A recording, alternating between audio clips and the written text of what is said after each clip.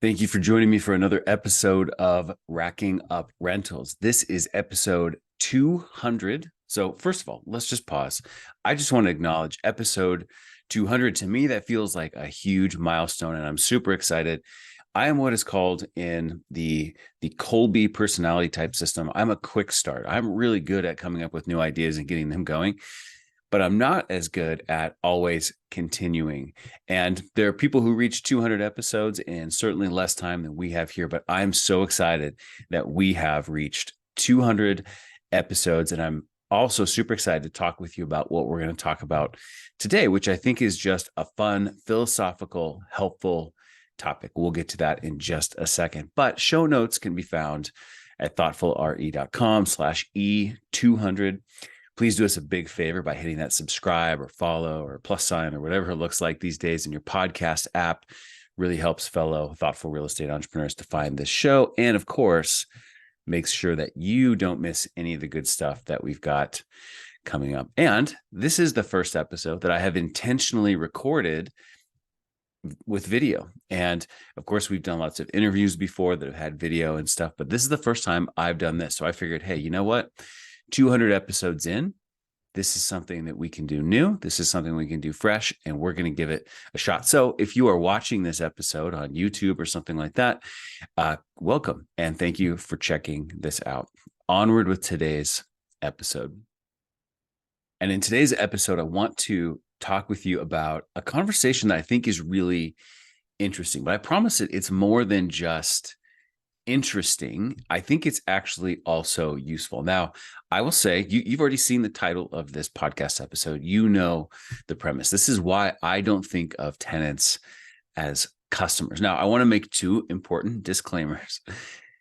Just because we're going to talk about tenants not being customers per se does not mean that tenants aren't valuable stakeholders in the bigger picture of what we're doing. It doesn't mean that we don't need to care greatly about doing right by them and keeping them happy and treating them like people and appreciating that this is their home we're talking about. So it's not at all about that, but it's about reframing them a little bit. That's the first disclaimer. And the second one is that you don't have to agree with me. If I was typing this out right now, I'd put a little smiley emoji right there because you don't have to agree with me.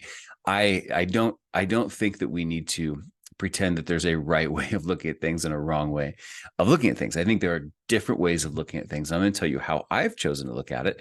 And my hope, as always is the case, is that it might provide you some food for thought that helps you walk around the topic and see it from a different perspective so that you can decide ultimately the philosophy and the perspective that you want to adopt. So with those disclaimers out of the way, let's jump into talking about why I think that tenants are not necessarily customers. So the first question you might ask is like, well, dude, who cares about the label?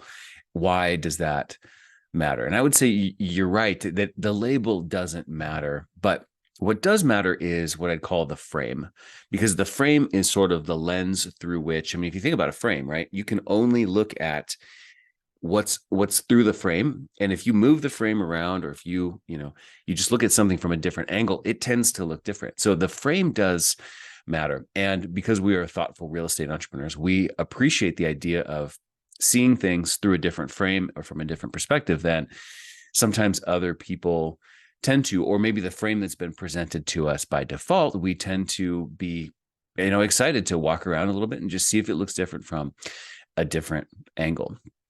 So the labels don't matter, but when we reframe it, the role that the tenant plays, if we tweak our perspective on the role that the tenant plays, it can tweak our perspective on the game we think that we are actually playing. And that to me is where things get interesting. So why don't we start there?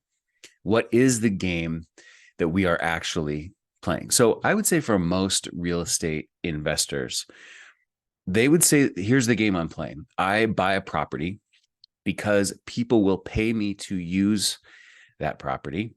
And that's how I make money. So yeah, like, of course, tenants are customers because they're the people writing the check every month to use my property.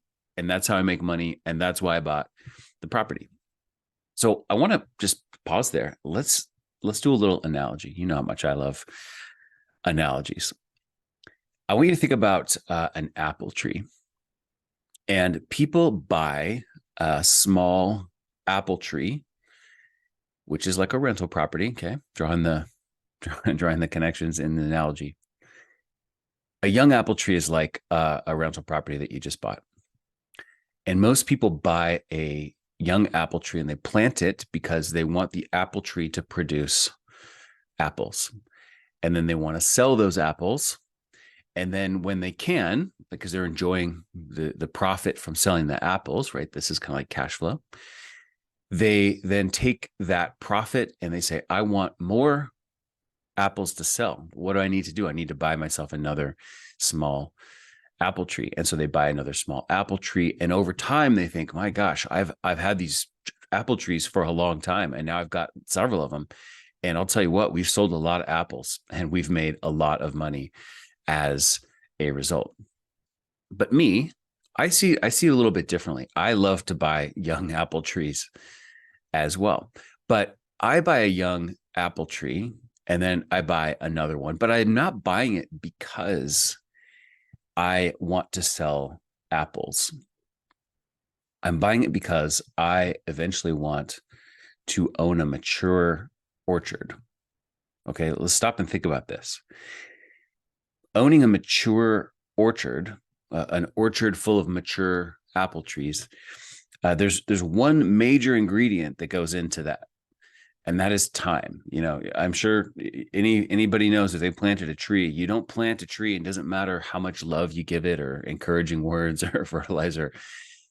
It just takes time to grow a tree. So time becomes the most important ingredient. We can't rush it. I mean, sure, maybe we can give it good environment and the right water and stuff like that.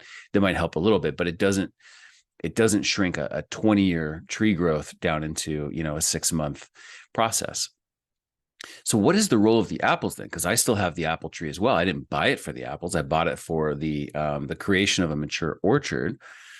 But what is the role of the apples? Well, the role of the apples is to produce income that allows me to tend to the orchard for all of the years it takes to get those trees mature, right? So if you've got 20 years to let the apple trees grow, that it takes some maintenance to make that happen, right? You got to trim the trees, you got to treat them well, and you have to water them. Water's not free, and you're going to have to do all these things and have to clean up the apples that are on the ground, all this kind of stuff. And that's not free. It takes money to maintain the tree as it grows. It takes money to maintain the whole orchard as the trees in the orchard grow and mature. So what is the role of the apples? The sale of the apples is to provide the funding that makes the orchard sustainable. Now, this is an important word, sustainable. Now, in my mixing of metaphors and analogies, as I am so wont to do, sometimes I stumble upon something like this where I'm talking about a sustainable orchard. And what I mean is an orchard that can survive that long. I'm not talking about environmentally friendly farming techniques, although I'm sure that would be a really good move as well. So it makes the orchard sustainable over time because we can sell the apples, and now we have something that we can pay for the maintenance of the orchard. While the real thing happens is that the tree whose trunk was 2 inches in diameter when we planted it now is 2 feet in diameter 20 years later, because we've allowed time to happen and we've had the money to fund the ability to buy that time. So let's bring this back to real estate. When I buy a property, I'm planting a tree, and that tree takes time to grow. Can it produce apples on day one? Yes, absolutely can. And I would argue that it should as well. But I am buying it so that it has time to grow. So what does grow mean in the case of this rental property, right? Well, it could mean lots of different things, but I would say it's not any one thing. It's actually multiple slow compounding things. That's 3 elements, right? There's multiple of them. So there's multiple layers there, all of which happen rather slowly and by themselves is not an enormous thing by itself. But the third element is that they compound. So you have lots of small, slow compounding things. Like, for instance, one thing we would typically call appreciation, which is in many cases as much inflation as it is appreciation, right? As our dollar becomes has less buying power, then that means the things that we want to trade dollars for, we have to trade more of those dollars. That's as much inflation as it is appreciation. But the inflating of the purchase price or the value for the property is one of those things. Inflation, like, while we might not think of market appreciation as being all that reliable, inflation has tended to be pretty reliable as a general trend over the last 100 years or so. Then we have things in the category of tax benefits, depreciation of the property on the tax returns, which reduces the amount of tax we pay. Writing off the interest on the loans that we get, which reduces the amount of tax that we have to pay. Like, now you might be looking at this and go, well, I wouldn't buy a rental property just for an interest write-off. And the answer is no, you wouldn't, because that's just one of many slow and small compounding things that add up over time. How about the amortization of a loan, perhaps the principal pay down when someone else is paying rent for the property? That's another one of those things that adds up slowly over time. Cash flow would be another one of those things that we tend to be very focused on right now, but it's just one of the many things that all add up and compound over time. And as these things add up and grow over time, it's like the trunk of the tree getting bigger and bigger and bigger and bigger, and turning from a young tree into a mature tree. So that, say 30 years later, just to use a nice round number, the property has doubled in price, doubled in the dollars that a person would have to exchange to get it. It doesn't have any debt associated with it anymore, because all that has been paid off largely by somebody else. All along those 30 years, you've paid significantly less tax than you would have otherwise. You've enjoyed some cash flow. You've reinvested in the cash flow. It's maybe allowed you to buy something else, etc. But the point remains that we can't operate property for 30 years and pay down the debt and cover all the expenses of that property without some income, because that's a monthly significant cost. So what do we do to fund that? We sell the use of the property to other people. The use of the property is like the apples. We sell the use of the property to other people, and the people who use the property, otherwise known as tenants, the people who use the property are our apple buyers. So the use of the property is the apples, and the people who buy the apples, these are the tenants, the people using the property. So if tenants aren't customers, then what are they? And like we said, they're obviously important to the whole equation. We're obviously going to treat them well. We are obviously going to want to keep them happy and all of that good stuff. I like the word users. Users, to me, is the best description of what a tenant really is. And again, they're very important users, but they're users of a property. If you think about Google for a second, Google as a business, you go on Google and you search for something. Are you a customer of Google? Well, from one perspective, you might say that you are, but when you look at it from a business model perspective, and I've read a book even kind of talked about this, from a business model perspective, you're not really, as the searcher, the customer. Who is the customer for Google? The Google customer is advertisers. Advertisers give Google money for access to a lot of eyeballs of the people who are actually doing the searches. So I would say, and this book articulated it this way too, that as searchers, we're actually users of Google, not customers of Google. Now, I know Google's got like 80 billion different components to it, including YouTube and Google Docs and Gmail and Calendar and all these other products and Nest and all this other stuff. But we're just talking about kind of the search concept here.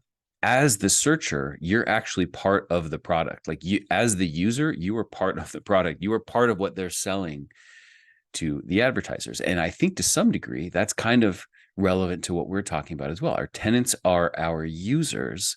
They are part of the bigger picture, but they are not the end in and of themselves. So you might be asking yourself, okay, Jeff, who cares really? This is all fascinating, but do we really need just another, intellectual exercise to do? And I would say, well, we're thoughtful real estate entrepreneurs.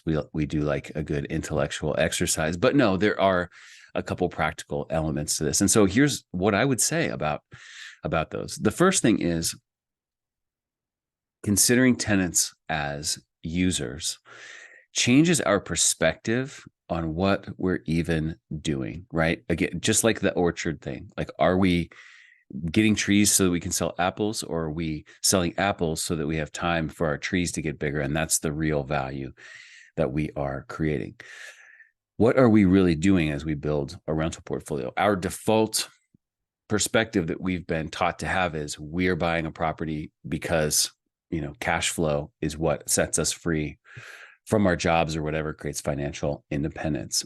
And I think that when we look at it from this perspective, that tenants are users, and that the real game we're playing is growing a mature orchard of rental properties, so to speak, it takes a little bit of the emphasis off of cash flow. Now, I'm never going to coach a client and say, hey, we should design this deal for probably less cash flow, or you should buy things that are upside down each month. That's not what I'm talking about. But what I am saying is we do tend to, in my humble experience, have a pretty obsessive and sometimes maniacally singular focus on cash flow, when cash flow is just one of the many things that leads to the real benefit of owning a rental property and a rental portfolio. That at the end of the day, when you look at your full mature orchard of rental properties, cash flow is only going to be one small section of the overall benefit that portfolio of mature properties really delivers to you. It's maybe the most obvious one. It might be the one most top of mind for us, but it's, in the grand scheme, in my opinion, in my perspective, the just one small slice of the pie of the real benefits we get from having taken the time to plant and cultivate and sustain this orchard over time, so that it's now a whole bunch of big trees, or in other words, great rental properties. The other thing is that it does is it changes our perspective specifically on tenants, of course. And what it means is that now we can start to see that tenants have a job to do. When I've had this conversation before with people who tended to understand this perspective that I was sharing, they even use the word employees. I remember actually hearing a podcast like way before, like 15 years ago or something, where somebody was describing their property management philosophy as having a frame of tenants as employees. And at the time, that struck me as very interesting. And now I don't choose to use that word myself, but I do kind of see the merit in that mentality a little bit, because they have a job to do. They have a role. We have invited them into this picture for a reason. They are not the end. They are the means to the end. They are the means to sustain this scenario that has to be sustained now for many, many years so that the trees can grow. They are not the end in and of themselves. And so what does that mean? Again, back to the disclaimers, we treat everybody with respect. We understand this is their home, all of that. But a user is also replaceable. Now, we don't want to go replacing users if we don't need to. We don't want to act like they're disposable. But the truth is, if we're growing quality trees and those quality trees are kicking off quality apples, there are going to be other people who would be happy to buy the apples as well. So while we want to have, lots and lots and lots of respect and appreciation for the role that the tenant as user plays, if they choose to go away, it's okay, because we can find another user. The user, again, is the means to the end, not the end in and of themselves.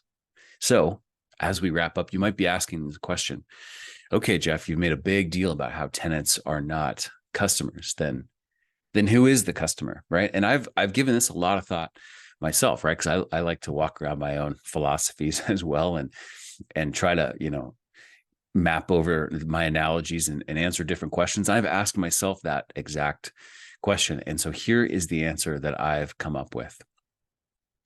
I think the customer is us. I think the customer is the owner of the orchard. I think the customer is the real estate investor who owns the portfolio. Why do I think that? Tenants are users who allow us to do what is needed to sustain the orchard as it grows. For whom are we sustaining an orchard as it grows?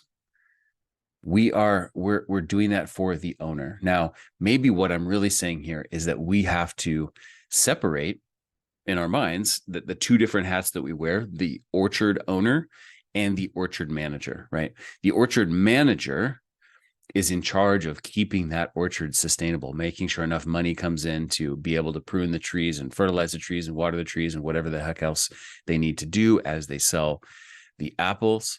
But who are they serving? Like, who is their client really? Their client is the owner of the orchard. So I think the answer is probably you, the listener. You, as the person listening to this, as the real estate investor, as the person who is working to buy, plant an orchard that will grow into mature trees, a mature rental portfolio. I think you are the customer. And I think the tenant is the user that is critical to making your whole plan work. But I think ultimately this is to serve the customer, who is really you. Here's what I want to leave you with. It's just sort of a simple way to frame what we've just talked about in basically a sentence or so.